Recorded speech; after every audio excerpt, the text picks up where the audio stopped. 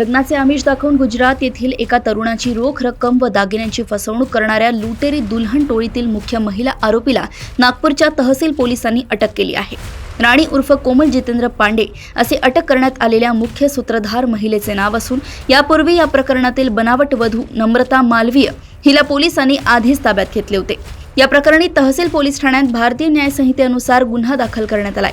भावनगर गुजरात येथील 35 वर्षीय आकाश पारेख यांचे लग्न जुळत नसल्याने त्यांनी मित्राच्या सांगण्यावरून नागपूर गाठले होते।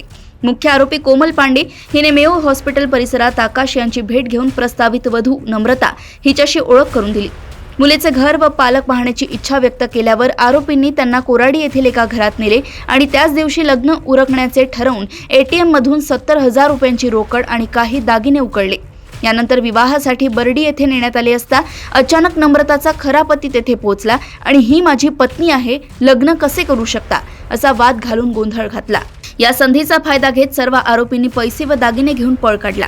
फसवणूक झाल्याचे लक्षात येताच आकाश यांनी पोलीस ठाण्यात तक्रार दिली।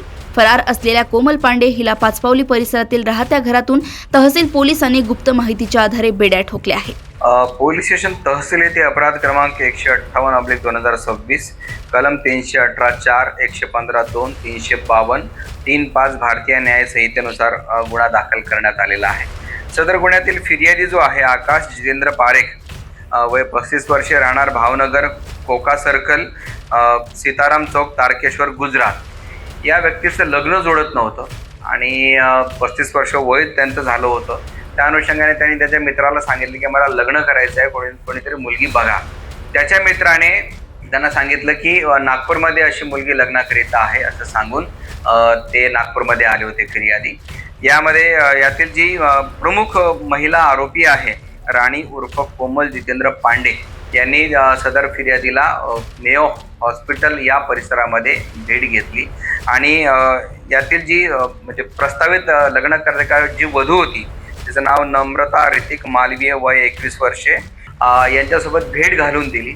परंतु फिर्यादीने त्यावर शंका उपस्थित केली की आम्हाला मुलीचं घर सुद्धा बघायचं आहे, मुलीचे आईवडील बघायचे आहेत, त्यांच्यासोबत चर्चा करायची आहे असं सांगून यातील ज्या महिला आरोपी आहेत, मुख्य जे आरोपी राणी उर्फ कोमल यांनी कोराडी परिसरामध्ये सदर फिर्यादी यांना घेऊन गेलेत आणि तिथे एका व्यक्तीच्या घरी दाखवण्यात आलं त्या मुलीला आणि नंतर असं ठरलं की आपण आजच लग्न करायचं असं सांगून त्यांना पैसे द्यावे लागतील आणि काही दागिने सुद्धा त्या नवरीला द्यावे लागतील अशी अट घातली आणि त्यानुसार सदर फिर्यादीला एकटे ATM मधून एकूण 70,000 रुपये कॅश विड्रॉल करायला लावली।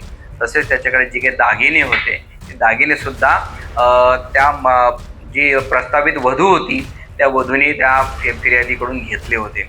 परंतु तिथे कोराडीमध्ये लग्न न लावता त्यांनी सांगितलं की आपण आता बर्डीला जाऊया, तिथे विवाह लावून देतात, अशा ठिकाणी आपण जाऊया असं सांगून त्यांना बर्डीला घेऊन आलेत आणि कालांतराने थोड्या वेळाने सदर जी महिला होती, जी प्रस्तावित वधू होती, तिचा पती अचानक तिथे आला आणि तो अचानक फिर्यादीसोबत भांडण करायला लागला की ही तर माझी पत्नी आहे, तुम्ही हिच्यासोबत लग्न कसं काय करत आहात, हे बेकायदेशीर आहे असं सांगून वादावादी आणि भांडण करून ते सर्वच्या सर्व तिथून त्यांनी पळ काढला होता। या 2 महिला आरोपी आणि इतर आरोपीनं सुद्धा त्यातून पळ काढला होता।